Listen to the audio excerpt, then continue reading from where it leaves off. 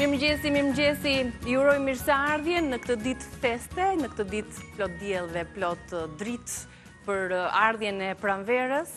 Në 14 mars është dita ku festojmë ripërtëritjen, ringjalljen, ardhjen e pranverës, ardhjen e stinës së ngrohtë, ku dalim dhe përhapim dashuri, ngrohtësi mes njerëzve dhe sigurisht epiqendra e festimit të ditës së verës është qyteti i Elbasanit me ballokumen tradicionale, ndaj dhe kjo festohet më shumë aty, por tashmë edhe të gjitha qytetet e tjera kanë marrë nga atmosfera e festës së ditës së verës, padyshim që aroma e ballokumes, aroma e gatimeve të tjera, hise, harxhi, të gjitha këto i bëjnë bashkë njerëzit, të cilët dalin kryesisht në natyrë. Epiqendra do të jetë në Elbasan, do të jetë në Tiranë, aktivitete plotë për plot për këtë ditë të bukur të festimit të ditës së verës. Do të kemi mundësi që edhe përmes të ftuarve tanë edhe atmosferës që do të sjellim në studio, t'ju ngrojmë sadopak zemrat tuaj, edhe pse mund të jeni duke dalë duke festuar me miqtë tuaj.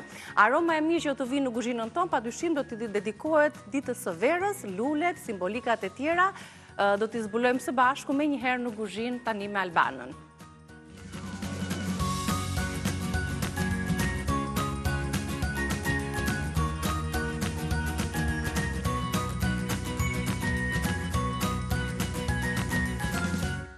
Mirëmëngjesi, mirë se të gjeta, gëzuar ditën e verës. Si e pret ti këtë ditë? Ke ndonjë kështu emocion ndryshe apo? Të them drejtën, unë nuk kam emocione ndryshe. Emocionet e mia janë ato që sjellin gatime për këtë ditë. Këto janë emocionet e mia, tashmë emocionet janë gjithmonë çfarë ke primar. Primar është puna për shembull, sepse puna na shërben që të jetojmë, dhe për mua ballokumet.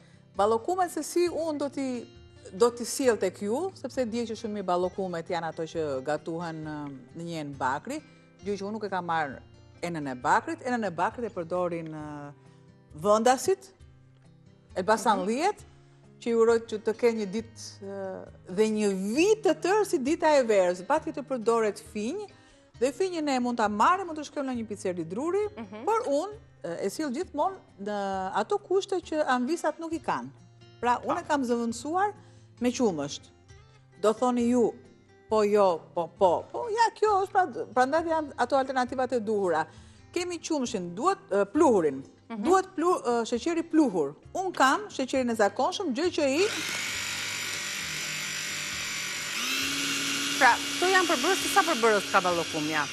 Ka vezët? Pra, ka vezët, ka sheqerin, qumëshin që unë e kam vendosur në vend të finjës, kam gjalpin e tretur, dhe me mira, dhe e para dhe e fundit, që them unë, mua më duhet të kem një miell të duhur. Dhe miellin e duhur për ballokumet është... Ka menduar Ola për ballokumet, kemi thënë për gjatë gjithë vitit, në fakt, që mezi po presim ditën që të përgatisim ballokumet me miellin e Enkas dedikuar për ballokume, nuk ka miell tjetër që i bën më mirë, më të shkrifta, më të shishme këto ballokume, sepse duhet mielli patjetër i mirë, duhet gjalpi freskët dhe aromë mirë. Ne të dyja i plotsojmë këto kushte, kështu që me siguri do t'i shijojmë. Ju e dini shumë mirë që për të bërë ballokume dhe mielli për ballokume është duhet të jetë i situr mbi 5-6 herë, që të jetë maja e miellit. Dhe siç kam sheqerin, dhe e shikoni sheqerin, pra sa më i më të jetë sheqeri, aq i duhur është. E shtoj. Do të shtoj edhe pjesën tjetër. Derisa edhe gjalpi më merr temperaturën, ikën nga nxehtësia që ka, dhe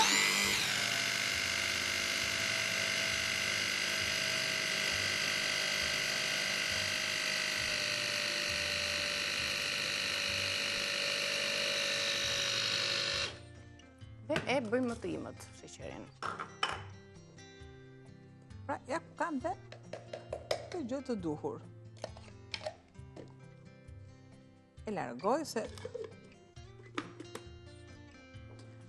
nuk më prish punë për kaq.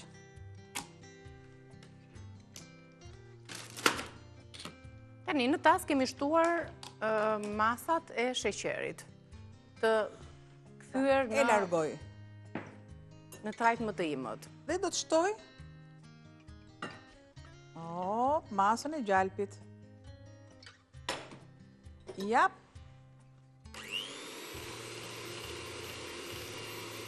Edhe mbare paqin. Me mbarësi vera, me mbarësi si këto ditës ballokume tradicionale, një fest pagane që mbledh së bashku njerëzit për rigjallërimin e tyre, për të rritjen e trupit dhe të natyrës dhe sjelljen e më shumë gëzim, më shumë dritë në çdo familje.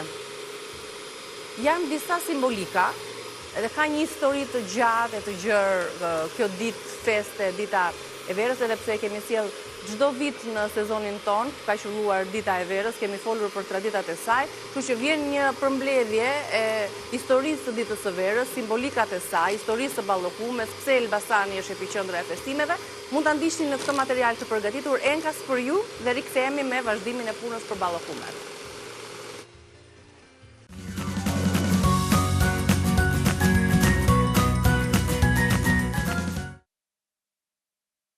Katërmbëdhjetë marsi cilësohet si një ndër ditët festive më veçantë në Shqipëri. Quhet dita e verës edhe pse festohet ardhja e stinës së pranverës. Kjo fest është nga më të vjetrat dhe gjithëpërfshirëset në vendin tonë dhe të shumta janë eventet që organizohen kudo, me Elbasanin që kthehet në kryefjalë. Cilësohet si fest pagane mira vjeçare, e cila ka për synim t'i falet natyrës, ardhjes së stinëve të ngrohta, rigjallërimit të jetës në tokë, duke qenë se në antikitet viti niste me muajin mars, duke ju referuar kalendarit julian, atëherë sa po hynte marsi festohej ardhja e pranverës. Kësaj, brez pas brezi shqiptarët kanë përcjell festën, duke e sjell atë deri në ditët e sotme. Siç dihet, kryeqendra e festave është Elbasani, ku familjet përgjatë ditës mblidhen e festojnë së bashku përmes ushqimit të mirë, verës si dhe pa diskutim ballokumes. Qyteti përfshihet nga festa, veshjet me maska si dhe zbukurimet që evokojnë pranverën. Çdo kush e di se kjo ditë lidhet me ballokumen, një ëmbëlsirë e shishme tradicionale që ka formën e diellit, që shpjegon dhe arsyen se pse është simboli i festës. Ballokumja është një biskotë e madhe që prodhohet me miell gruri ose misri, me një përbërje të konsiderueshme sheqeri. Dita e verës njihet edhe si dita e veronjkave ose veroreve. Në shumë raste në ditën e verës turreshin kurora dhe i varnin në portat e shtëpisë për të sjellë fat. Festa nuk ka kuptim pa lulet dhe këngët. Prej kohësh elbasanasit i njihen si kopshtar me nam dhe këngëtar të shpirtit. Lulet më karakteristike në Elbasan janë Yasemini, Karafili, Trëndafili, Zymbyli dhe Karakaftet.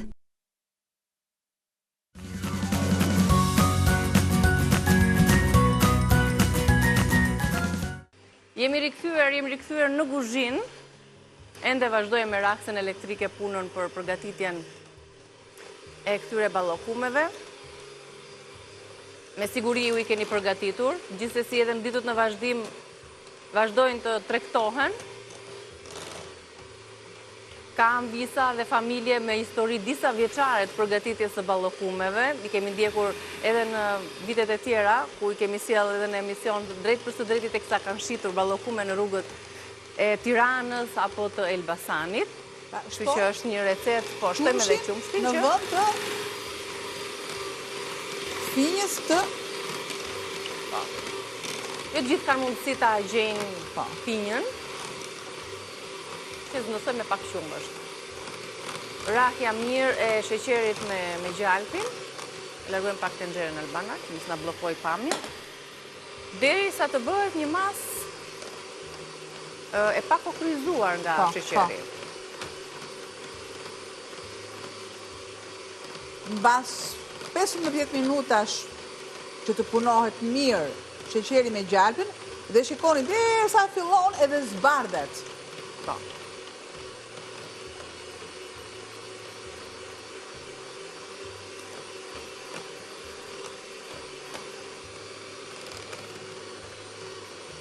Ndërkohë, sa Albana bën gati edhe pak më shumë që të rihet siç duhet, se procesi është kryesisht mekanik. Po. Dhe ambisat në familjet e tyre është me lugë. Me lugën e grurit. Gjithë familja merr pjesë në trazimin e vazhdueshëm të brumit, të ballokumeve. Është sepse i tillë është procesi. Siç merr pjesë familja kur bëhet baklavaja. Po. Atëherë. Dhe do fillojmë, do shtojmë vezët një nga një në çdo 2-3 minuta. Oke, pra shtojmë një e trazojmë pak. Vezët tona janë Ovital, kemi marrë vezët largë sot për t'ja shtuar ballokumeve. Kemi këtu 7 vezë. Një e para. E trazojmë.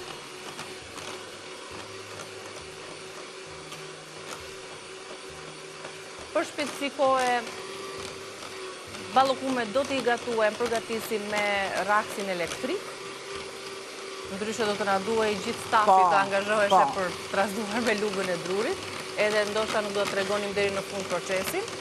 Kështu që deri tani jemi në këto hapa. Kemi shtuar sheqerin, kemi shtuar edhe gjalpin e shkrir, dhe tani sa filluam të shtojmë një pas një vezët. Faktikisht, po. Është fest pagane, faktikisht. Është një fest pagane, sepse nëse dikur adhurohej lopa, adhuroheshëm në fillimin e pranverës lulet. Pra është një fest pagane. Pritja e pranverës. Patjetër, e begatis, e bereqetit, dhe janë edhe emra të veçantë që vendosen për fëmijët që lindin në ditën e verës, të pranverës. Për shembull, kur lindin fëmijët në maj linda. Po, pranvera. Po në prill, në një prill, gënjeshtra duhet ta ketë emrin. Nëse i përfon në datën 1 prill, atëherë dhe vezën tjetër. Prit një sekundë. Opa. Më ra një lëvosh, ke vogël.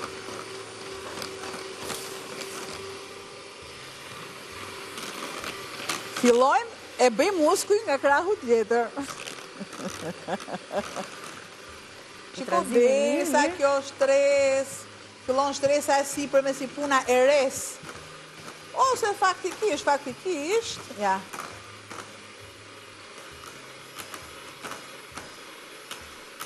Edhe vezën tjetër.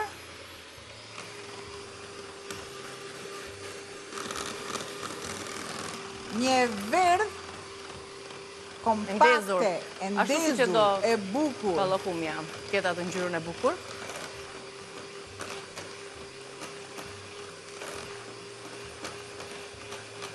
Te mielli më duhen diku 900 gram.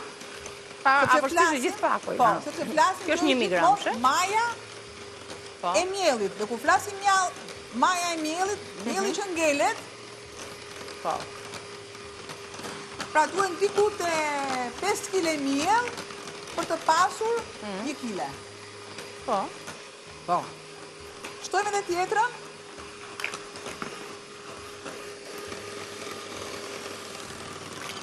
Lulet shumë gjyrshet, cilat janë mbledhur rreth e përqark ambienteve të Report Televizion, 12 lloje barishtesh që përgatiten për byrekun me 12 barishtet për Sultanin e Vrus, por edhe për ditën e verës, arrat gjithashtu, fisht në shportën e vendosur mbi tryezë, verorja, padyshim që është simbolika e festës dhe më pas largohet kur ne shohim dallëndyshën e parë, edhe pse klima ka ndryshuar aq shumë, edhe dielli edhe koha e ngrohtë edhe mimoza dhe lulet kanë çelur përpara kësaj dite, kemi dhe 2 vezë. Trazojmë.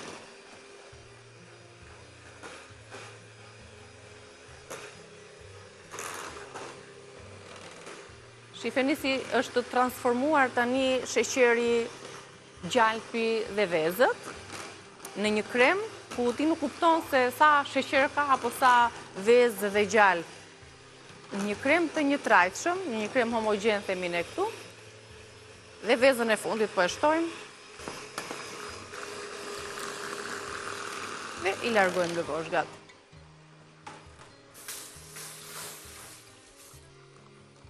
Me lëvoshgat që unë i hoqa dhe i vendosa mbrapa të lavamani, nuk i hodhëm në kosh, sepse shumë mirë ato mund t'i thajmë në rrezet e diellit apo edhe në furr, i bluajmë dhe ja shtojmë luleve, ja shtojmë aty kur i vadisim. I ushqen lulet. Ja, besoj se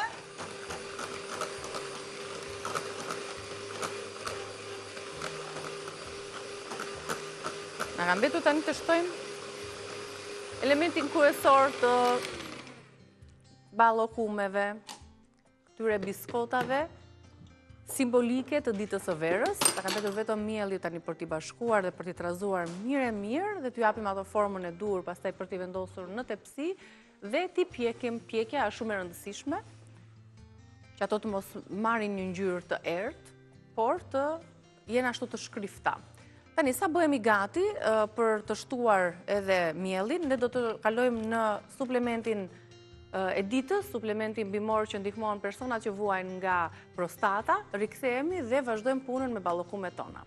Jemi rikthyer, vazhdojmë punën, tani do të shtojmë tek tasi, ku kemi trazuar për disa minuta të tëra sheqerin, vezët, gjalpin, për të përgatitur ballokumet. Tani është momenti, siç e thash, kur të riktheheshim, po e ke të hapur, shtimit të pra 900 gram miell, 7 vezë, sa kam hapur? No.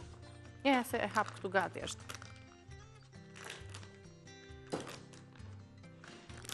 Të marrë dhe një lukë edhe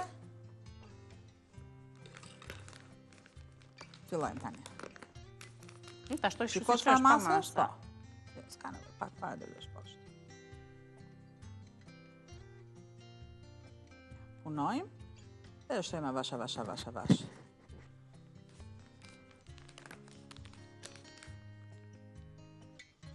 Normalisht, kur fillojmë dhe zëmë brumin, si që po bëhet, miellin e shtojmë gradualisht. Është një miell që unë s'kam nevojë të asi sepse kërkon atë sitjen. Është aq që i më ta që pastër? S'ka nevojë, nuk ka nevojë, domethënë.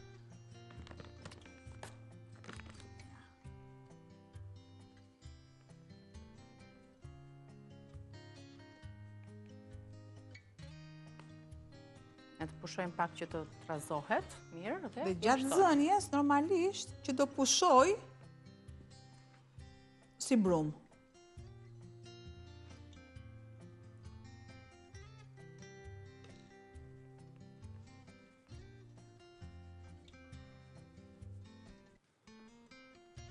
Ja, kam mbetur dhe gati sa jemi këtu, gati 200 gram në fund të paketimit të... Stella jonë sikur e dinte që do më duhesh një palë doreza të bukura me ngjyrë dhe i ka lënë në zyrtar. Stel pranver paç në shpirtin tënd. Opa. Jo, 900, s'ka problem. Nuk ka problem. Shumë mirë e ke. Hop. Prezikere shumë të mirë, si bëhet. Bëhet tamam sikur është një krem pasticcerie. Fillon luga dhe rëndohet.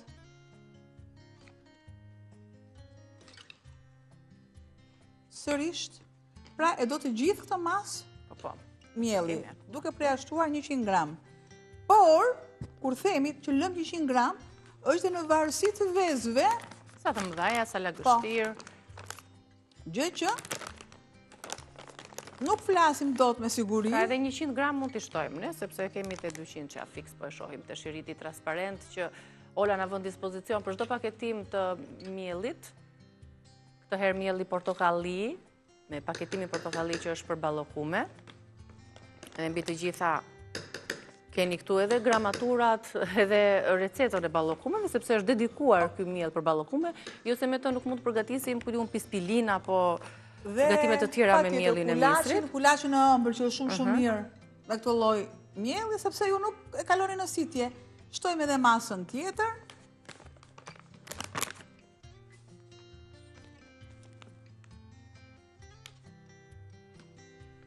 Duke trazuar vazhdimisht dhe pra 1 kg miell misri Ola për ballokume, 1 kg sheqer, 500 gram gjalp, 7 ose 8 kokra vezë, gjysmë gote ujë finj, ose nëse ju mungon, sepse shumicës patjetër që do t'i mungoj finja, sepse është një përbërës që nuk e kemi dhe nuk e gjejmë kollajt për ata që jetojnë në apartamente dhe nuk kanë afër furrë druri, ose zjarr. Ne flasim që shkojmë te pizzeria, po sërish nuk është i njëjtë. Nuk është i njëjtë. Shtojmë sërish. Sepse kemi thënë që është gjithmonë në varësi të vezës që ne kemi. Te finja, për shembull, juve ju duhet një lëvozhk, gjysmën e lëvozhkës vezës finj. Por, dhe ne do të lëmë finjën, për të pasur finjën e duhur, ne duhet të reduktohet e gjithë masa që ka lëshuar druri i djegur, duke zjeru i pak dhe duke lënë për 20 minuta. Normalisht, kullon dhe kemi atë ujin e pastër, që është një gri e hapët shumë e bukur. Tani, këtë mas që unë kam, nuk e punoj direkt. Sepse nuk punohet direkt. E punoj mirë, duke vendosur, Pra, mos mendoni se duhet një mas buke, apo kulaçi. Dhe largoj dorezat. E lë pak sa të vi. Për ato. Nga vezët do të marri këtë fryrjen. Dhe fillojmë recetën tjetër. E lo me mbulojmë me diçka? Po. Ja t'i vëmë një letër. Qof një letër alumini për ta mbuluar. Sërish do punohet, më pas do t'japim formën e rumbullakët të ballokumes dhe direkt pastaj në pjekje. Ja, kështu. Pra edhe një herë, si që tham, 1 kilogram me miell për ballokume, ola, për përgatitjen e këtyre ballokumeve, 7 apo 8 kokra vezë, varet sa të mëdhaja janë ato, 500 gram gjalp dhe 500 gram sheqer.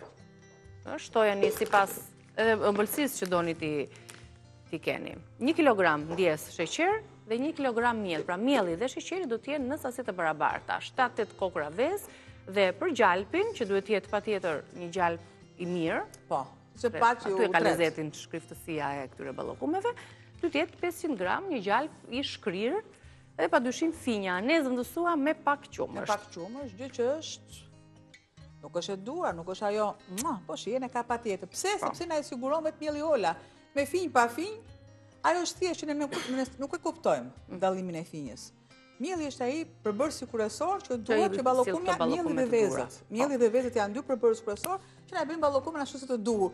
Dhe ku jemi nga ballokumet ku do kalojmë? Unë sërish do rrit te kulaçi. Me kulaçin e verës. Me produktin e miellit sërish. Pra mielli është baza kryesore dhe kam vajin, sodën, sheqer, patjetër që kërkon që të ketë sheqer sepse është kulaçi i pranverës, soda opsionale, sepse më pëlqen kjo shprehje opsionale, nëse dëshironi vendosni lëkurën e limonit, të portokallit, sepse jep një shija tjetër, lëkurë limoni ose portokalli nuk ka problem. Mjafton që të jetë agrume. E lë, kam renden dhe harrova dhe nuk më falet. Po, ola më duhet edhe si miell prapë. Miellin e zakonshëm që përdorim për recetat të tilla. Do t'i tregojmë avash edhe produktet e kulaçit. Kulaçi i ditës së verës, kulaçi një ditë të zakonshme, por zakonisht në këtë ditë gatuhen shumë receta dhe përfshir këto patjetër edhe kulaçi përveç se ballokumeve. Do t'ja tregoj produktet, miellin, kos, vaj, pak sod, lëkura e një agrumi, pra limon ose portokall. Citro, bergamondo, çfarë të doni ju? Çfarë ka shtëpia? Ai kumkati i vogël është akoma dhe më i mirë. Keni aty ke sheqer, do jetë i ëmbël ky kulaç? Po. Pak sa i ëmbël duhet. Shtoj masën e kosit. Nuk e di, kur vendosa produktet, më kujtua, kur merrnin kosën dhe vendosin ato të nxehtë vogla me kapak, edhe doja të silja. E zën kosin aty në tenxhere. Doja të silja atë. Edhe unë kam filluar e zënë në tenxhere që si qumshti, sikur ri më mirë, ri më i freskët, e mban ato konsistencën e trash, edhe ajo hira që del sipër. Kosi i shtëpisë padyshim që bën më tepër punë për të kulaç, edhe për ta shoqëruar. Se pastaj elementet ose gatimet e tjera janë të larmishme, është byreku gjithashtu, kulaçi pashtu, që duhet jetë patjetër në tryez, mishi dhe festimi me shpirtin e pastër në natyrë. Kjo është e rëndësishme. Zakonisht dilet grumbull me shoqëri, me familje, të afërm, fis, në natyrë për të festuar si një piknik dhe një gëzim i madh i të gjithëve për pritjen e verës. Shtoj masën e miellit.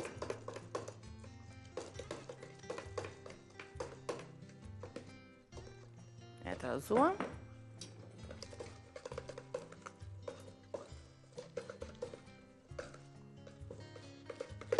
Një përzierje, një trazim i mirë, vajin e kemi shtuar, pakës sheqer, furrën të para ngrohur, e kemi lënë 150 për ballokumet, apo? Po. Okej.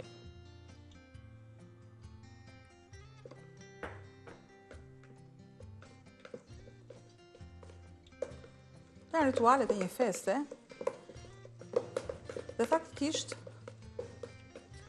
ballokumet mund t'i gatuar një ditë më para, 2 ditë më para, sepse ata që gatuajnë dhe më shumë i duhet më tepër kohë dhe në base këtë ditë ja kanë lënë festimit edhe daljes në natyrë, gëzimit edhe argëtimit, por kulaçi apo gatimet e tjera sigurisht që sot gatuar. Pra, të ngrohta. Ose kanell, ose vanilje. Ose vanilje. Dhe të gjitha. O, çfarë arome.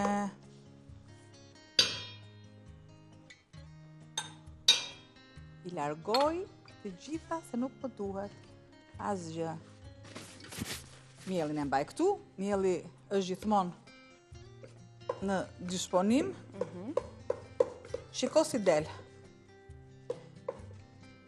Po thuajse si një ballokume, po thuajse. Vetëm se më duket si pak më e plotë, se normal që është kulaç. Me plotë dali, prandaj edhe unë mbaj mas mielli. E trazojmë avash. Që po na e bën me zili regjia, pastaj të pim një kafe se mu lodh dora, thot Albana. Mu lodh dora, e mirë. Një çoko do të bëj pastaj, ose një kafe 100% arabike, ose kafe me aromë karameli, do një shije me, e të pëlqen se ti ke qef të ëmblat, është një kapsul me aromë, krem karameli. Edhe shiko sepse edhe i ngjason se patjetër.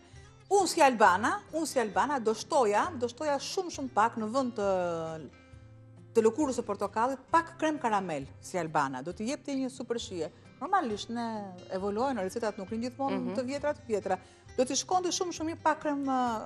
Shumë bukur. Unë po bëhem gati për të shkuar dhe për të ndezur ekspresin, ne shkëputemi për reklama dhe rikthehemi sërish në rrezen tonë.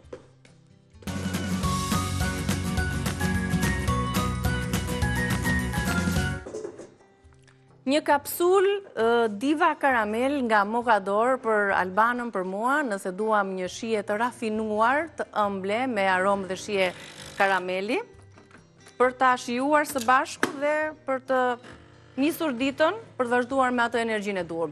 Po ju flas pak për Mokador, që është një kafe italiane, lindur në Itali dhe ardhur në tregun ton për të na shijuar dita prej 2014-ës dhe padyshim vjen me ekspresët tanë, të cilët janë në dispozicionin për t'i shitur dhe për t'i shijuar dhe ju në shtëpi kafet e varianteve dhe larmishmërisë që sjell Mokador përmes kapsulave të ndryshme, tepër ekologjike, të cilat përmbajnë brenda 7 gram kafe me aromë fantastike dhe me shije të jashtëzakonshme, duke bërë kafen mjaft kremoze dhe duke na dhuruar një aromë perfekte, një aromë të shijshme, edhe një shije kremoze të kafes. Kemi kafen 100% arabike, kafen me aromë intensive, atë kafen kremoze, kemi kafen dekafeinato, për ata që nuk e duan kafeinën, por sërish nuk dalin dot nga aroma e kafes dhe duan ta marrin patjetër.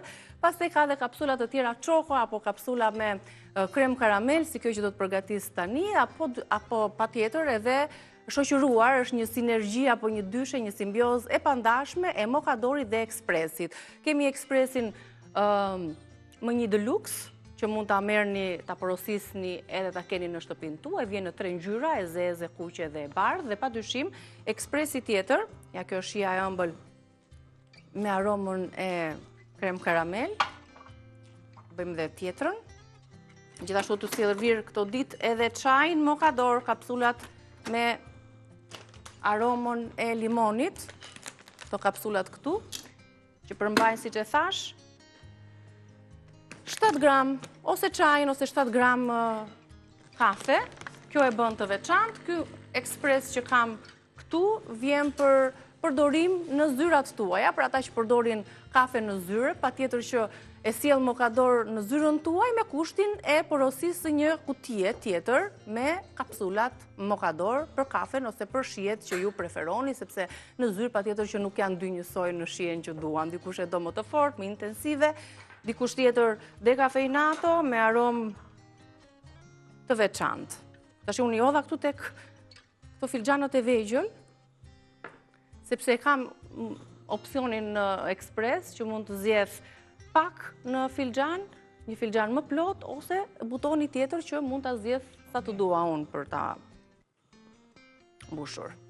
Bëftë mirë. Kjo është për atë momentin e ditës kur duam diçka të ëmbël, që vjen me një aromë shumë të mirë të krem karamelit. Shijon ashtu siç e shikon me sy. Duke e përfituar krem karamelin, a di si vjen? ajo gjëja kur do diçka të ëmbël të mirë, më kujtohen dikur karamelizanat.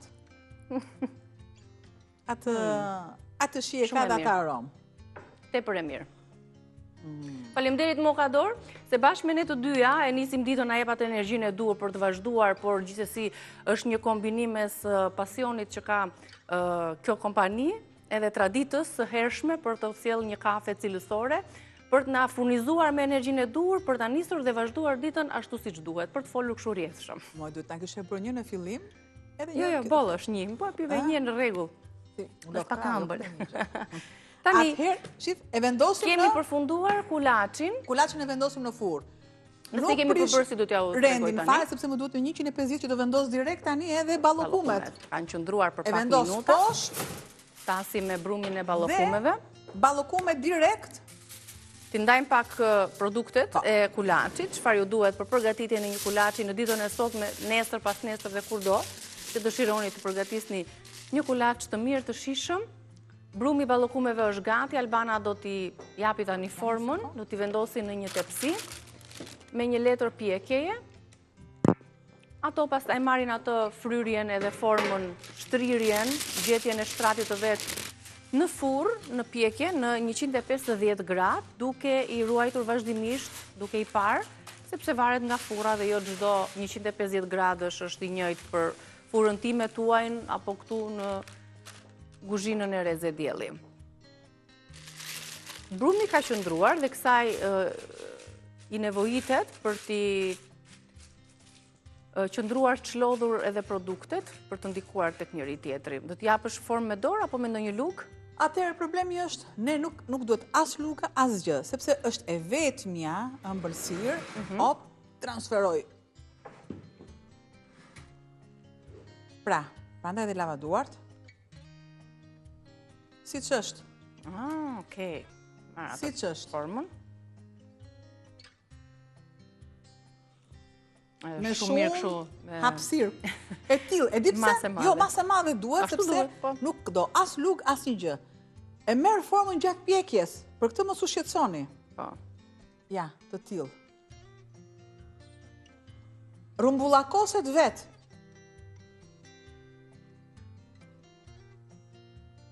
Këtu.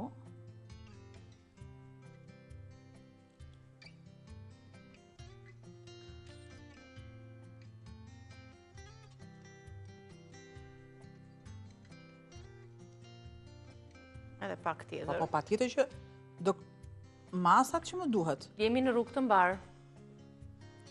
Se është brumi që të lë të kuptosh sa të mira do dalin, marrin vetë atë formë, kur piqen edhe mblidhen, bëhet më kompakte, solide si brum. Unë nuk vura masën kur ishe në reklam, ja kështu siç është. Po, vetëm do kemi vëmendjen padyshim tek 150 gram, direkt 150 gradë i vendosim për pjekje.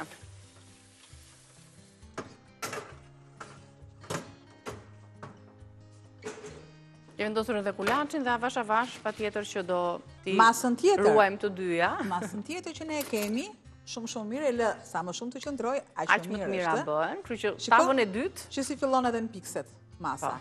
Nëse unë ta kisha vendosur pa u rahatuar, normalisht do ishte shumë e qullët. Do krijoj dhe do marri hapësirë akoma dhe më tepër. gjë që ne nuk na intereson. Qofse ke qëndron një orë, atëherë është akoma dhe më e mirë. Ups, e marr dhe e vendos në. Le të qëndroj, për masat do t'ja u tregoj edhe një herë të ballokumeve, për bërësit çfarë ju duhet 1 kilogram miell për ballokume, miell ola, 1 kilogram sheqer, të cilin do ta ngrimconi në pluhur, pothuajse do ta grini te grirësja e qepës, grirësja elektrike, 500 gram gjalp, 7 apo 8 kokra vezë, dhe pa dyshim finj ose nëse s'kemi finj një hodhëm 3 lugë gjelle me qumësht. Radhën e ndoqët, gjithsesi e gjithë hapësira, video e përgatitjes së recetave do t'jetë edhe në kanalin tonë në YouTube në Reze Dielli për t'ju rikthyer dhe për t'i përgatitur bashkë me kulaçin që e ndoqëm para publicitetit. Tani, çfarë kemi? Kam të gjithë të shport e kam këtu tek vetja. Të gjithë të shport këtu. Pra një byrek do t'jetë tani për e vetja. Të përmbushur shijet, një byrek me 5 të gatshme. Pra, duhet të ketë 12 jeshilliqe. Nuk ka rëndësi që themi jo preshi, jo po kjo. 12 jeshilliqe të jenë dhe mjafton. Do të marr vezët në fillim fare.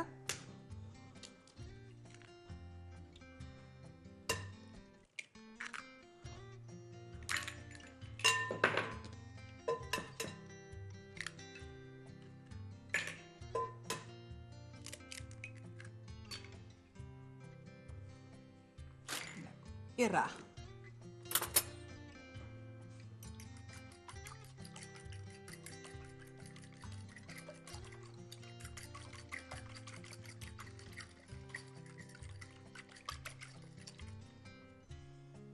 Me. Veza rrihet shumë mirë me masën e qumshit. Po. Po. Duke I shtuar vaj,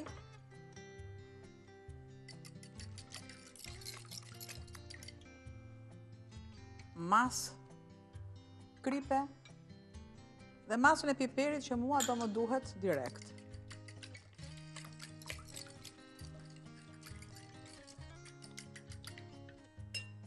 Flaj pak duart, sepse në të do të shtojmë pastaj edhe jeshilloqet, spinaq, hithra, mente, koper, majdanoz,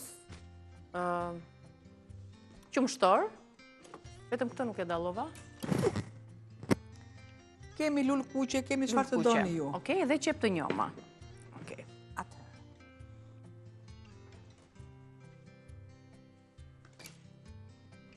Në tufëza, si të shiten, nxjerrin në tufëzat, çdo mëngjes të freskëta.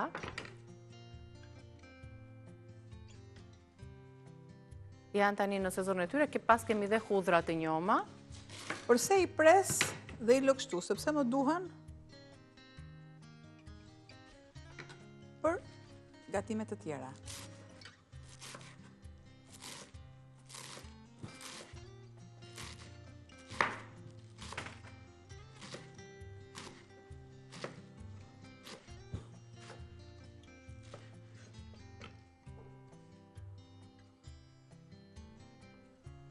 I shtojmë tek tasi ku përgatitëm masën. Nuk I kaloj fare në proces termik. Sepse I gri holl.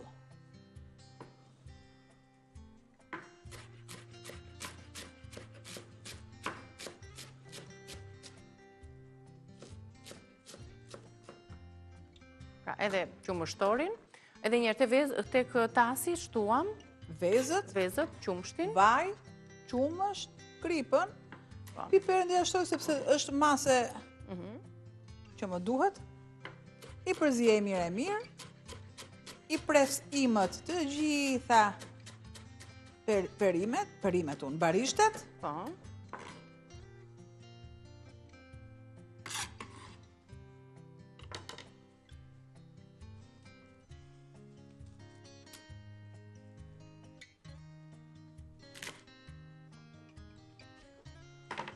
edhe menten.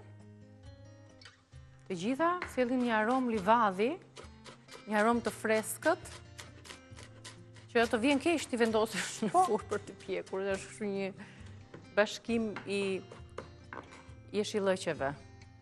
Janë shumë të mira tani në këtë periudhë për këdo, për pastrimin e gjakut, për të na dhënë vitalitet, energji. Si që shikoni, dhe që shijojnë shumë. Përse i lë bishtat ose pjesët e tjera, si shbëra atë trupun, me bimët aromatike në kubat e akullit. Tu, marë. Koper.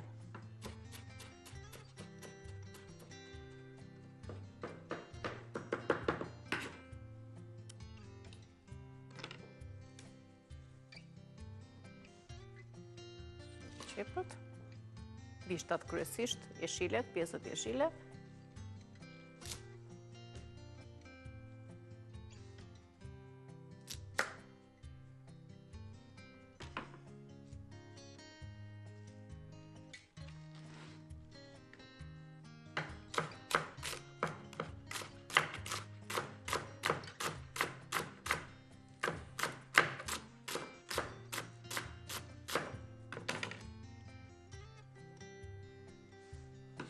Njashtojmë dhe bëjmë përzierjen tani. Këto ishin pra barishtet. Kemi tjetër? Një sekundë, do të shikojmë. Bimët, kemi majdanozin, po. Kam majdanozin, kam edhe... Edhe pazin. Pazin dhe hithra në fund fare. Ta presësh do të hithrën? Po tani... Ta pres. Do të pres.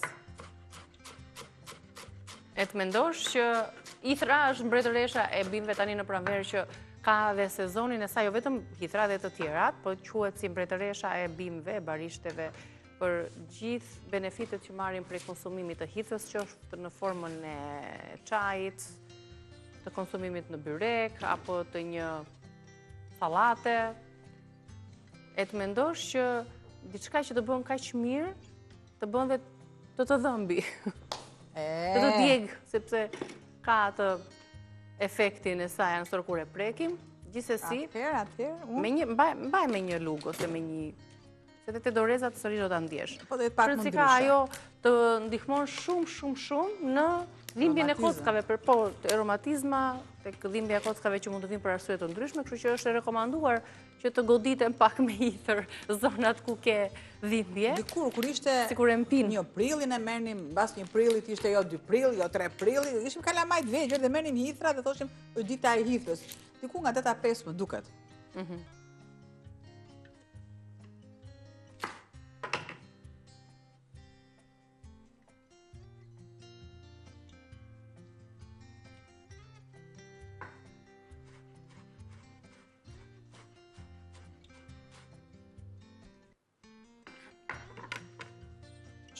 Edhe për hithrat që dalin, që kanë atë daljen e tyre, hithrat e njoma, që themine që janë ato majat me ato kokrat e vogla, akoma dhe më të mira janë ato. Kam dhe në bache, kanë dalë vetë, jo se i kam... Po, edhe për t'i pirë si qaj, edhe për t'i tharë. Do t'kemi kujdes... Ku i mblithni? është shumë e rëndësishme. Do të keni besim aty ku i mblithni, sepse... Pra, 12... Nga një tuftë të vogël për të cilën, 12 barishtet në një tas, ku kemi përzier qumësh, vezë, krip, vaj. I përziejmë, që të njomen, në përzierjen qumësh, vaj, vezë.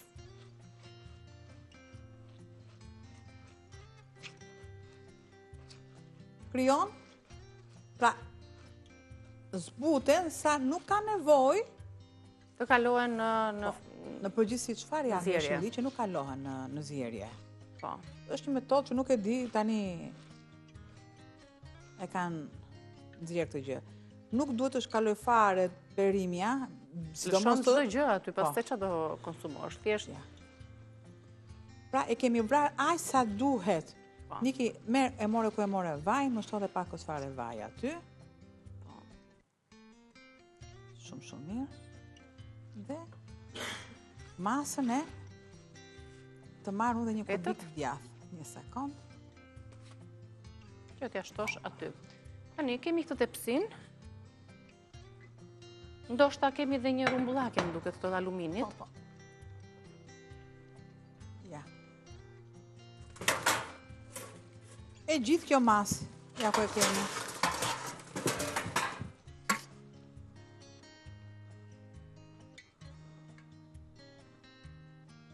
Heq dorezat dhe jam direkt për në shtrim. Me vaj? Po, jam me atë që more, me një letër. Ja. Lejës, më duhet të tillë. Ashtu e lujem. Me që nëse i kemi petë dhe në këtë formë të rumbullakët, një tepsi rumbullake, i shtrojmë, i njomi me yndyrë, e pastaj me përzierjen e jeshillojqeve.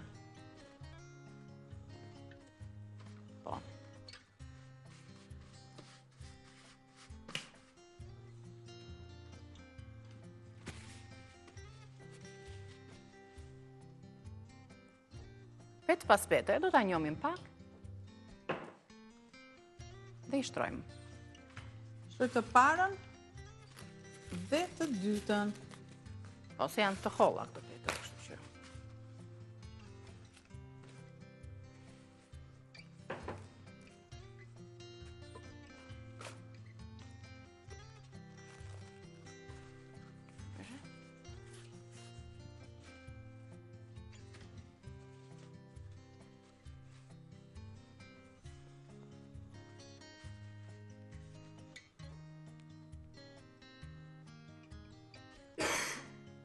Një nga byrekët më të preferuar, faktikisht që nuk mërzitet asnjëherë, pasere duhet përgatitur tani sa është sezoni i jeshillojqeve, gjithmonë ka patur faktikisht, por kur çelin në pranverë dhe janë të sezonit, janë akoma më të shëndetshme, akoma më të shijshme, t'japin atë aromën më afër natyrës. Herë në byrek jeshillojqet, herë duke i shtypur si që i bëri Albana për mbushjen, duke i përzier me djath, me gjiz, pak vaj ulliri, fara të ndryshme dhe konsumojmë si një salat. Përsëri ideale, shumë fantastike për ta përdorur. Hithrën apo çdo lloj jeshillojqe tjetër, ndoshta duke i dhënë një vlim për sallatën. Unë i përshëndes të gjitha anvisat, sidomos të Elbasanit. Të kaloni një festë të bukur sot, të gëzoni, të shijoni ushqimet që keni përgatitur për t'i gëzuar zemrat njëri tjetrit, familjarëve padyshim, e mbi të gjitha për ta kaluar këtë ditë ashtu siç i ka hije. Përshëndes edhe unë ato njerëzit e mi të Elbasanit, me shumë dashuri. Do shkosh në Elbasan sot, do të ketë dhe trafik, faktikisht rrugët janë bllokuar. Mi ka ngelur hatri dhe do Mojnezgjin do ta them. Po Sita nuk më more një herë në telefon, më tha, kështu, i kishte ngelur hatri. Po ja po të përmend, po të përmend sot, që të kam shumë gjanë. Akoma më mirë në ekran. Një përshëndetje. Shiko pra të gjithë të masën, edhe shtresa e fundit, pra 3 shtresa me barishtet. E shtroj.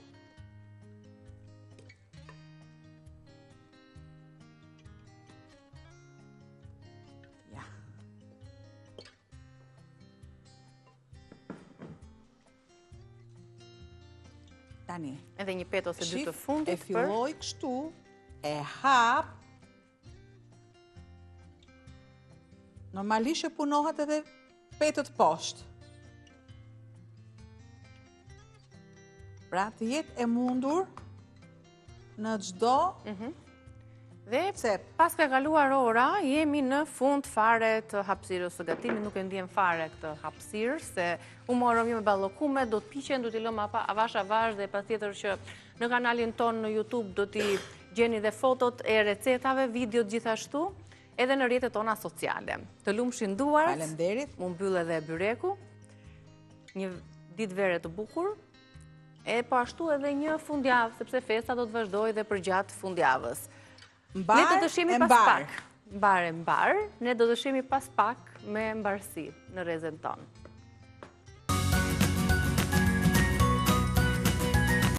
Bravo, ku ka më bukur se energjia e fëmijëve, e këtyre vogëlusheve të Kako Dance Academy që na dhuruan një performancë të jashtëzakonshme në këtë ditë feste, shpirti festës, një Duart Okitje për veten tuaj, ne shijuam shumë të performancë të bukur, të përgatitur Enkas për Ezedielli, për t'i përshëndetur të gjithë shikuesit tanë në këtë ditë vere, që ndoshta janë duke u bërgati për të shijuar aktivitetet që do të zhvillohen jo vetëm këtu në kryeqytet, por në të gjitha qytetet e Shqipërisë, e padyshim për të dhënë mesazhe të bukura dhe për ta shijuar festën. Ishit të sinkronizuar në mënyrë perfekte, e shijuam shumë, gjithë lëvizjet, performancën, energjinë e kërcimit tuaj, përgatitur edhe një, siç thash, për këtë ditë për ta nisur bisedën tonë. Ndërsa, do të bëhemi gati pas pak, do të jemi me Elbasanin live për të treguar momente të aktiviteteve të festës së sotme, se çfarë është planifikuar për të zhvilluar aty. Do të jemi drejt për së drejti me pamjet nga qyteti Elbasanit, më pas, ati përshëndes dhe ti përcjell vogëlushet e Kako Dance Academy, do të jemi me një studiuese cila do të na flasi për rritet e ditës së sotme, se çfarë simbolizon kjo festë, cilat janë ritualet, çfarë nuk duhet të mungoj, pak nga gatimet, ballokumet, apo jo. Një Duart Okitje edhe një herë dhe le ta themi një zëri gëzuar ditën e verës. Le të bërtasim së bashku përpara. Gëzuar? Gëzuar ditën e verës! Shihemi pas pak. Hajde një pikë.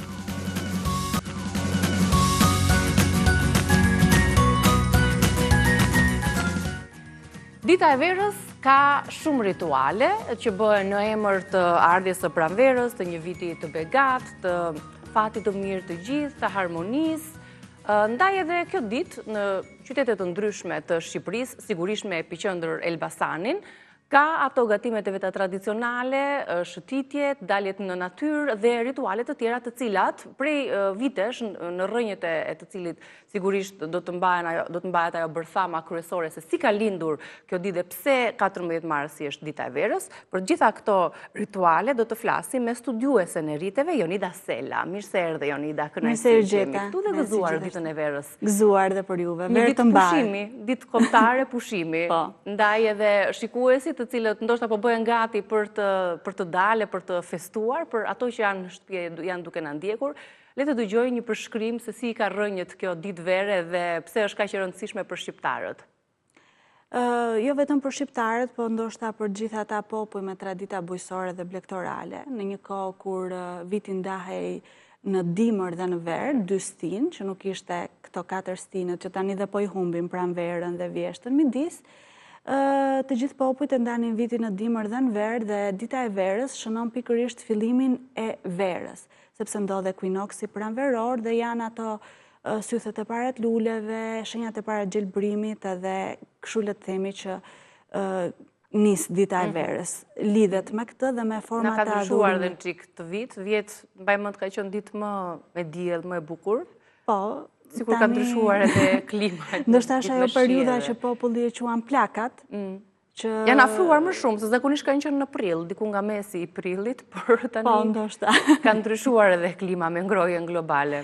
Kjo është një fenomen. Po gjithsesi vera i ka dhënë ato shenjat e para, le të themi, me gjelbrimin që ka ardhur, të paktën në Tiranë, sepse në zonat malore ndoshta vjen pak më vonë. Po kudo që edhe ku nuk i ka dhënë shenjat e veta, gjithsesi dita e verës kremtohet për shkak se njerëzit e kanë idenë që është koha e ekuinoksit, edhe është një ide jo se e kanë të mësuar, po e kanë të trashëguar në një formë nga familja e tyre. Duke u ndalur tani te disa rituale të caktuara që qytete të ndryshme zhvillojnë që nga dita e dieshme, pasditja e të enjtes, ku fillon edhe mbrëmja e verës dhe pastaj kalon në ditën e verës, siç është dalja pastaj në natyrë, festimet.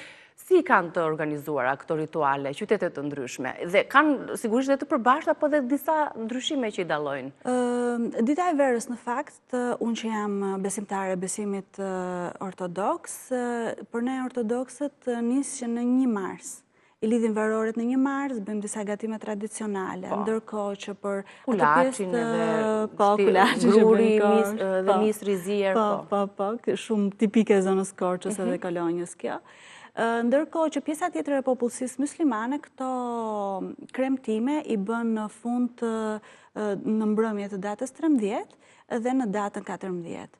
Një ditë përpara ditës verës, sidomos në zonat malore, ndizen zjarre të mëdha ritual, që janë ato shenjat që i bëjnë mesazhet diellit. Të këqijat. Dhe po si me i dhënë fuqi diellit, ka një kuptim shumë simbolik faktikisht, që vjen që nga kohët e lashta. Dhe ky moment, duke pasur parasysh që riti ndahet në 3 faza: ndarja, tranzicioni, inkorporimi. Ky moment i ndarjes bëhet me zjarre dhe Turner thot që liminaliteti i ritit kalohet shpesh është një moment ritual veprimi kur njeriu është në ajër. Kjo ilustrohet shumë bukur faktikisht me momentet e kapërcimit të zjarreve, ku njerëzit shprehin dëshira apo thon disa shprehje tipike ndoshta sot të pakuptimta për ditët e sotme, po kryesisht është ideja për të uruar dhe për të lënë pas diçka që ishte e dimrit. Pra përveç ajo pjesa argëtuese kryesisht e fëmijëve kur ndizen zjarret, tani kanë mbetur edhe këto ritualet. Pra kur ti e kalon zjarrin do mendosh dhe një dëshirë, që kjo dëshirë bashkë me zjarrin të dëgjohet, të plotësohet gjatë pranverës. Ti marr ligat, si më thënë. Gjithsesi është edhe ajo tradita që mbasi bën këtë kapërcimin e zjarrit edhe kthehen në shtëpi në mbrëmje, që ka hyrë mbrëmja dhe ka nisur dita e re, 14, supozohet, futen në shtëpi duke thënë urime, dhe pastaj në zonat rurale kryesisht atë hirjen e zjarrit e marrin dhe spërkasin shtëpinë, që ka një simbolike dhe funksionale, sepse hiri është dezinfektues, por ideja për të marrë diçka nga ky zjarri dhe për ta shpërndarë nëpër shtëpi. Nëpër shtëpi. Lulet gjithashtu. Lulet janë të ditës së nesërme, edhe në studion tonë, edhe kudo, sepse edhe çelin tani në pranverë. Po, njerëzit dalin edhe mbledhin lule dhe zbukurojnë shtëpinë me ato. Janë tipike degët e thanës, sepse thana njihet si një pemë që është e fortë. Madje më përpara, nënat ju vinin fëmijëve poshtë jastikut deg thane që ata të rriteshin të fortë. Simbolika, bestytni, besimet ndryshme. I kanë besuar ndër vite. Një detaj shumë i rëndësishëm është verorja, që nuk është vetëm e jona, sigurisht është e gjithë, pellgut dhe ka simbolikat e diellit. Ne kemi kjo imja nuk është... Me kalimin e viteve dhe verorja është transformuar, me sa po shoh në dorën tënde që ke vënë 3-4 ngjyra, ndërkohë ka qenë vetëm me të bardhën dhe me të kuqen. Dikur ka qenë me të gjitha ngjyrat, me gjithë penë që na gjendeshin në shtëpi, po. Ndërkohë më tej, ajo tradicionalja jona është 2 penj, i bardhë dhe i kuq, që përdridhen me njëri tjetrin, dhe kryesisht gjyshja e shtëpisë ose nëna e shtëpisë ju lidh të gjithë familjes, duke thënë një urim. Këtu në fakt ndërthuret edhe një rit magjik, ku ndërthuret elementi kohë, veprim, urim. Pra në kohë, në këtë moment tranzitor të ditës verës që po ndodhe ekwinoksi, nëna lidh të këtë verore dhe momenti i lidhjes ka të bëjë me ritin magjik, duke thënë një urim. Kemi të bëjmë me një, si themi, rit magjik të bardhë, sepse urimi është për mirë dhe nuk ka qëllime që t'i bëj keq dikujt, po thjesht uron shëndet, verë të mbar, të kap sa më pak dielli, thonë, sepse ideja që ngjyrat ishte të largonin diellin dhe mos të dëmtonte ai dielli Marsi. Unë kam bërë më shumë ngjyra sepse më pëlqejnë ngjyrat, po edhe duke luajtur me fëmijët e mi në shtëpi, këto festat i kemi krijuar sa më interesante që ata të lidhen me ritin. Ka njerëz që këtë verorën e mbajnë për shumë kohë të gjatë. Ka një limit kur duhet hequr, larguar nga dora? Sipas zonave. Se gjithë shojnë dallë ndryshe në qytet. Po, edhe unë ku kam qenë e vogël kështu na thoshin që kur çosh dallë ndryshe duhet ta heqësh, edhe u bë kohë që në Tiranë shihja shumë vonë dallë ndryshe. Po le të themi që kam marrë edhe trajtet e një aksesori, sepse kam parë dhe në dyqanet ndryshme që shitet me aksesorë të ndryshëm zbukurues. Sipas traditës, disa thonë që mund të hiqet për 3 ditë. Për 3 ditë? Pra 3 ditë mbahet. Disa thonë që mund ta mbash 2 javë. Disa thonë derisa të shohësh dallëndryshën e parë, kjo që tham. Ka disa thonë 15 ditë, nuk është se ka tamam një limit, por ka një kushtëzim ritual, si të themi, që verorja duhet hequr përpara se të vijë riti tjetër kalendarik pasardhës, pra riti pasardhës pagan, që zakonisht mbas ditës verës, ajo kremtimi më i madh që ne kemi është Shën Gjergji, sipas traditës tonë, që është një festë shumë e rëndësishme sepse kremton dhe adhuron Bagtin, që ka qenë një element shumë i rëndësishëm dhe ngelet një element shumë i rëndësishëm për mbarvajtjen e jetës rurale, po edhe urbane. Pra rritet të cilat ndjekin njëra pas tjetrës, po jo festat të tjera fetare, vetëm rritet që janë pagane ndoshta? Unë po them kryesisht Shën Gjergjin, sigurisht midis ditës verës janë Llazoret, është Evangelizmoi, janë pashkët. Po, që i përkasin besimit ortodoks. Ndërsa janë dhe Sultan Nevruzi, festat e tjera të besimit musliman, në fundi i marsit që është Bajrami, tani varet nga familja dhe kuptoj.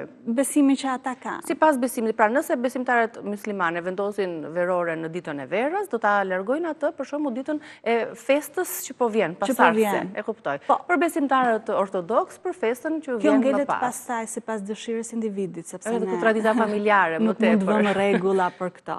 Ka ndryshime mes qyteteve, për shembull, për këto ritualet nga veriu në jug, duke u ndalur më pas tek Elbasani, që ka më dinamike festat që bërtasin më shumë. Elbasani ka më tradicionale dhe sigurisht njihet si festa atyre simbolike për çdo gjë, kanë gatimin e veçantë që në fakt i thur atë kultin e diellit, domethënë se vetë ballakumja ngjan me diellin që është i verdhë dhe Kjo është edhe arsyeja pse gatuhet kjo ëmbëlsirë, kjo biskot ballakumja, apo jo? Që ngjan me diellin, kjo është kuptimi. Mendoj që simbolika e saj është që ngjan diellit, që sapo ka rifituar fuqitë dhe do të ketë më shumë rrezatime dhe do jetë gjatë gjithë stinës verës. Sigurisht edhe zonat tjera e kremtojnë ditën e verës, po me gatime tjera tradicionale. Desha të thoja që dallimi midis qytetit edhe zonave rurale është se në qytete kryesisht është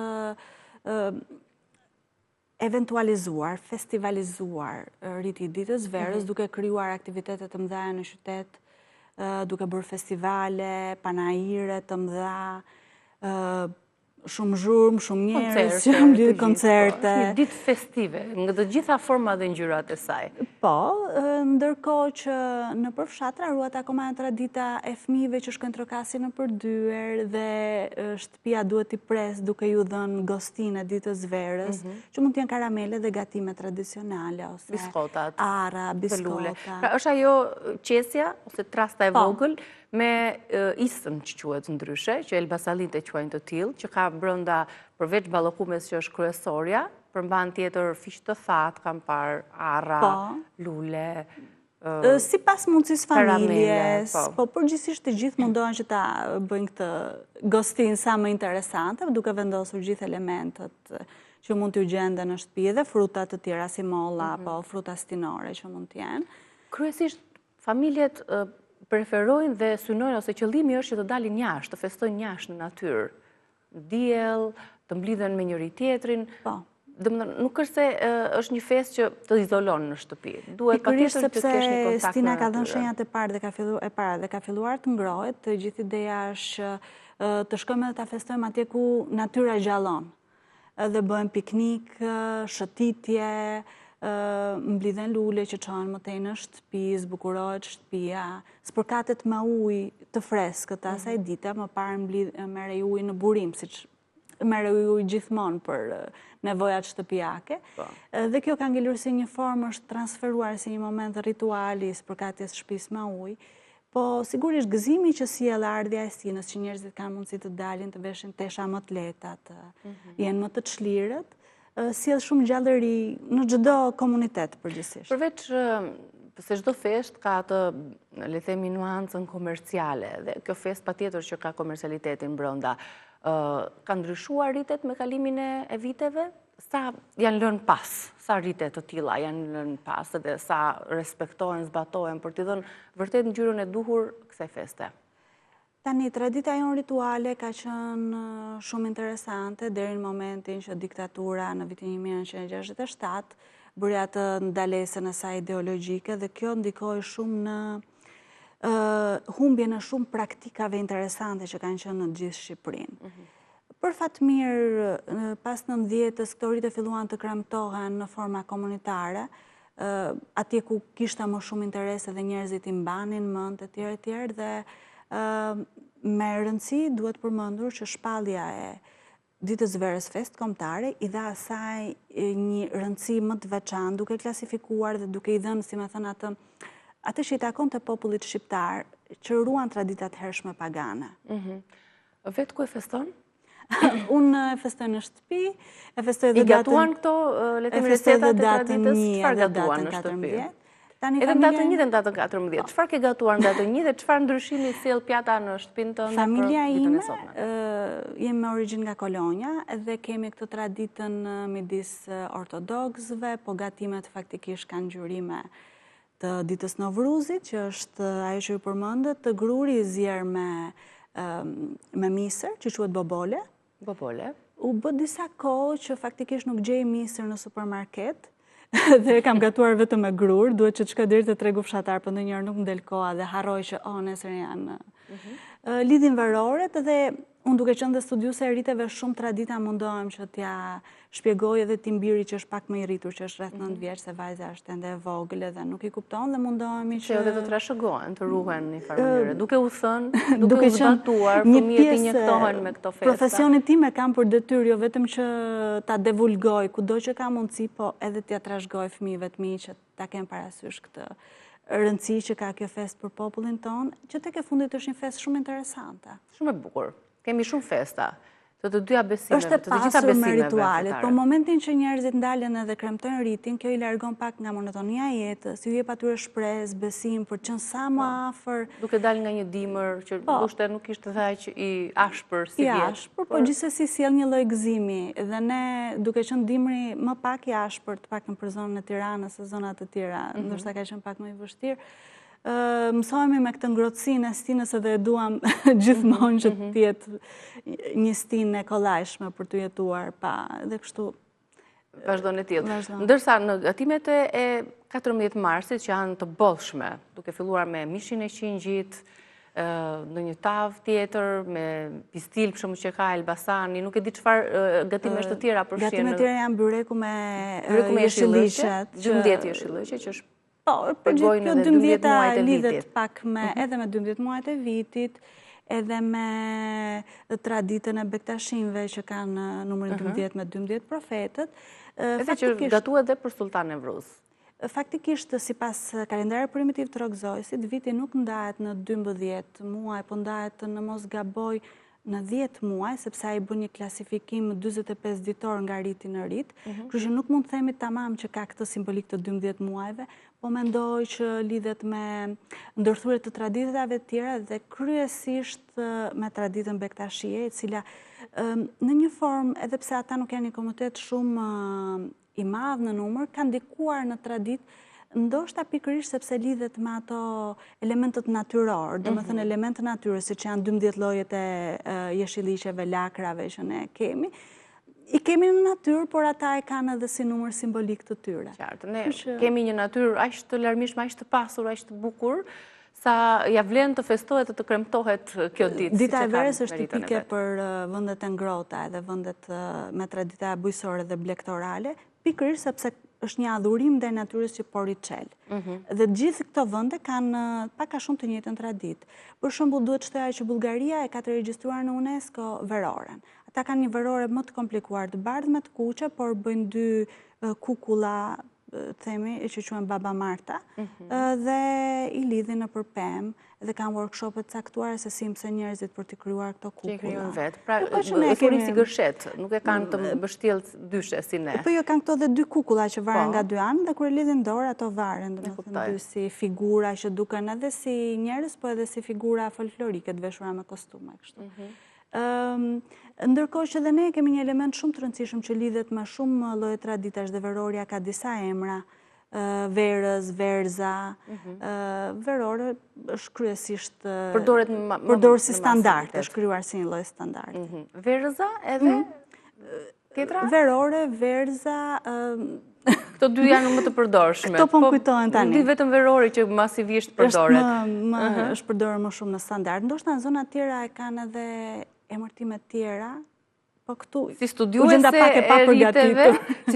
e rriteve, duke qenë se je duke i studiuar vazhdimisht rritet tona dhe shumë mirë që këto studiohen dhe të trashëgohen që të mos u mbasin, por pse jo edhe të praktikohen, duke kaluar në një moment tjetër, Jonida është duke studiuar dhe karnavalet e Korçës, më thea, po jo, ndoshta kur tjetë data e tyre që janë zhvendosur më the në qershor, do kemi mundësi ti komentojmë e të flasim se si këto karnavale organizohen në qytetin e Korçës. këtë, pse është vendosur nga shkurti në qershor, apo në çështje turizmi edhe masivitetit? Zakonisht karnavalet zhvillohen përpara periudhës së kreshmës, jo vetëm në Korçë, por në gjithë zonat e tjera, siç u zhvilluan edhe në Shkodër, tani që janë ato festimet masive kryesisht organizuara nga pushteti vendor, dhe në Korçë në këtë periudhë organizoheshin, zakonisht kjo periudhë bie me qenë se Pashka organizohet sipas kalendarit hënor, mund të bjerë këtë vit vjen në shkurt. prill. Po. Këtë vit vjen në prill, kam nga intervista që kam zhvilluar në Korçë, më kanë thënë që e kanë zhvendosur këtë datë për shkak të zhvillimit turistik që mori vendi dhe për të rreshur sa më shumë turistë dhe i bëjnë karnavalet në qershor. Me thënë të drejtën është shumë e çuditshme, sepse rriti përtej atyre kufizimeve që mund të ketë, duke kaluar këtë kremtim në qershor, edhe vetë njerëzit nuk ndjen një lidhje shpirtërore me këtë kremtim. Pra, pastaj ai kalon në trajta të festivalizimit, komercializimit të traditës, është bukur që t'i shohim ata njerëz të veshur me këto lloj kostumesh të larmishme, të qepura bukur që ngjajnë me kostumet veneciane disa. Po ndërkohë, për rastin e Korçës, mund ta themi me siguri dhe unë kam bërë studime dhe botime të veçanta për këtë gjë që aty ka disa tradita të karnavaleve rurale që ata i quajnë rogeç ose arapët, dhe unë kam bërë një studim specifik për arapët e Polenës, që ruajnë akoma veshjet tradicionale të bëra me lëkur kafshësh.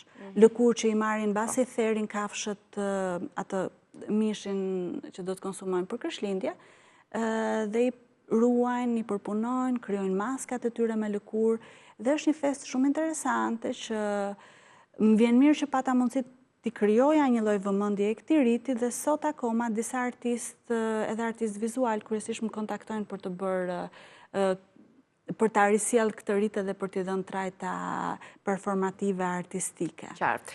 Jeta të falenderoj shumë, të uroj gëzuar ditën e verës edhe të festojmë kështu bukur. Ne do të shkëputemi për publicitet, për sjellim Jonidën, për të vazhduar sërish me festimet e ditës së verës. Faleminderit.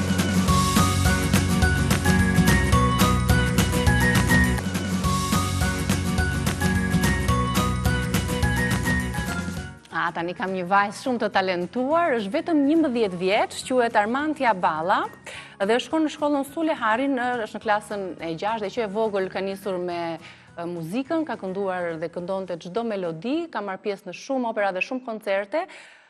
Me ambicie të mëdha Armantia, ka kënduar në opera si Carmen dhe Toscan me korin së bashku, dhe sot patjetër që do të na interpretoj, por fillimisht unë doja që të bëja një intervistë të vogël me Armantin. Mirë se më erdhe.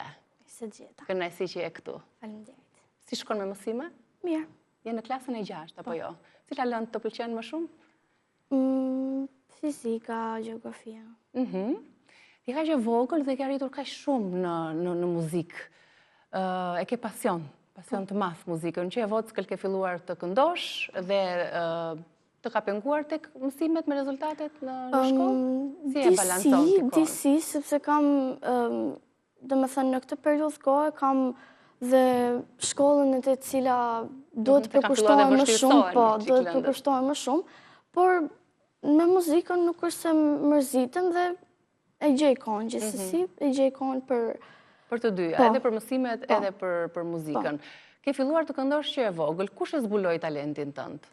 Në fillim fare, dhe me thënë ma zbuluan prindrit, sepse në çdo tingull dhe çdo muzikë që dëgjoja, e këndoja dhe prindrit e kuptuan pastaj që kisha një vesh muzike. Më pas të çuan në një mësuese? Po. Që të zbulonte dhe të zhvillonte më tepër pasionin dhe talentin tënd për muzikë. Më pas me kurset që ke filluar, ke marrë pjesë edhe në festivale dhe në koncerte, kështu që për kaq pak vite sa është Armantia ka patur le të themi një përvojë shumë të bukur. Cili nga koncertet ose nga eksperiencat të ka pëlqyer më shumë ku ke marrë pjesë? Më shumë kam pëlqyer tek opera dhe baleti, sepse është diçka dhe një vend shumë i bukur, që nuk mund ta mendoja që do t'isha pjesë. Dhe jam shumë krenar për veten time që ke arritur deri aty, që ke qenë pjesë e një skene të madhe dhe pastaj akoma dhe në skena më të mëdha në opera ku ke shkuar me korin, në opera të mëdha si Carmen dhe Tosca. Si ndihesh ti kur performon në këto skena të mëdha? Çfarë ndëron, çfarë ndjen ti kur këndon në to?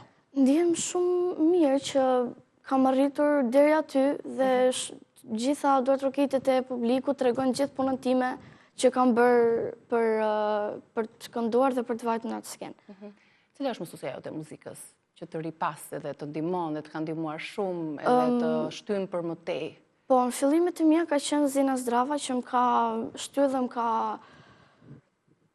ka dhënë një ndihmë shumë të mirë rreth të ka orientuar atë ku po. duhet. Më pas ke marrë pjesë edhe në festivalet organizuara nga kantautori i madh Gjergj Leka me këngën Mësueses time, apo jo? Po. Ke fituar pastaj një audiencë të hapur në Teatrin Kombëtar të Operës dhe Baletit në 2022-shin. U bëre pjesë e korit Zërat e Bardh, i cili udhiqet dhe ndiqet nga maestro Dritan Lumshi dhe soprano Sonila Baboçi, ku ti vazhdon dhe ndjek provat, shkon 2 herë në javë aty, pra varësisht nga kërkesës me mësime, provat dhe kurset vazhdojnë. Ke marrë më pas në 2023 në koncertin e Festa e Këngës Shqiptare me këngën Zdo ishte zëri tënd, kushtuar në Xhmie Pagarushësh, këngë të cilën Armantja ka zgjedhur ta këndoj edhe sot, në fund fare kur të përfundojmë disa pika të rëndësishme për ecurinë e saj në muzikë. Çfarë ëndërron Armantja në të ardhmen? Ëndërroj shumë që të shkoj tek Eurovisioni që të përfaqësoj Shqipërinë. E ke kështu si pikë synimit tënd, të uroj dhe unë që të shkosh aty. Që shpresoj të realizohet kur të rritem. E ke këtë vetbesim. Kjo ka rëndësi. Po. Të dim se çfarë vlerash kemi, të kemi vetbesim dhe të arrim të ndërrojmë shumë edhe të punojmë fort për ëndrat që kemi, apo jo. Përveç se muzikës, ke pasione, hobi tjetër? Po, kam kërcimin, vizatimin, pikturën. Pra je një artiste, kështu do t'i kompletosh të gjitha. Ke zgjedhur këngën Kushtuar të madhes në Xhmie Pagarushë. Çfarë do të thotë për ty kjo artist? Çfarë di ti për këngëtaren e madhe? Di që është një këngëtare e madhe dhe ajo e meriton që të jetë një këngë e detyruar, e dedikuar fiks për atë këngëtare. Në klasën tënde, shokët, shoqet, si të shojnë, si një artiste që ke performuar, ke dalë, le themi, në skenat të ndryshme, të zgjedhin ty të jesh ajo që do organizosh, le themi, në klasë dhe aktivitete. Po, më përgëzon, por nga që gjithkohës jam me ta dhe kur këndoj nuk është se i duke diçka e re, thjesht një gjë shumë e përditshme, po. Dhe nuk të çuditën, por prap i pëlqen tek shumë. Të kërkojnë që na këndoj një këngë tani, se duam të dëgjojmë si këndon ti? Po, jo shumë shpesh, por ndonjëherë. Cila është kënga që ti e këndon kështu në përditshmërinë tënde? Qoftë në shtëpi, ku je diku? Po, një këngë. Në dush? Po, është kënga e Bruno Mars dhe Lady Gagës, është Die With A Smile. Ma bëjnë çike refreni, se është këngë virale, kështu kudo e dëgjojmë. Për të faqë, se harrova.